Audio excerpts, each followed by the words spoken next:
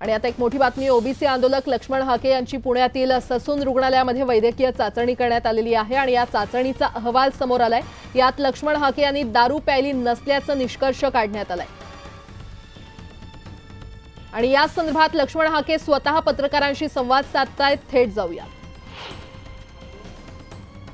हा कार्यकर्ता संविधानाची भाषा बोलणारा कार्यकर्ता आहे आणि ओबीसीची चळवळ कुठेही थांबवणारा कार्यकर्ता नाही।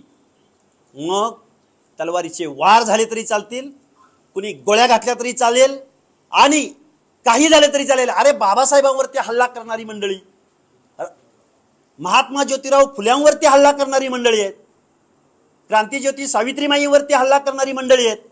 त्यामुळं आम्ही जीव तळ हातावरती घेतलेला आहे आणि जीव गेला तरी चालेल, पण ओबीसीच्या हक्क आणि अधिकाराची लढाई कुठेही थांबणार नाही। काल तुमच्यावर दारू पिऊन फिरण्याचा आरोप जो आहे तो केलेला आहे, तुम्ही म्हणता जीवे मारण्याची धमकी, ते त्यांच्या संवादामध्ये पोलिसांना फोन करून असे ऐकायला येतं। नेमकं काय घडलं, काय होतं? साहेब मला एक सांगा, दारू पिण्याचा टाइम संध्याकाळच्या 6-7 वाजता असतो का? आणि तो मते नावाचा मुलगा मला 5 वाजता भेटला होता। 5 वाजता त्यांनी कुणाला कुणाला फोन लावले, त्याचा मोबाईल जप्त व्हावा आणि त्याचा CDR तपासला जावा।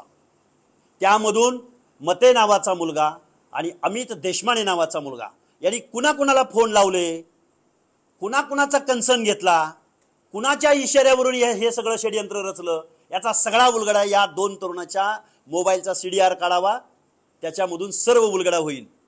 प्राथमिक तपासात तुम्ही मद्यप्राशन केलं नसल्याचं पुढे आलं तरी तुमच्या रक्ताचे नमुने प्रयोगशाळेमध्ये पाठवण्यात येणार आहे।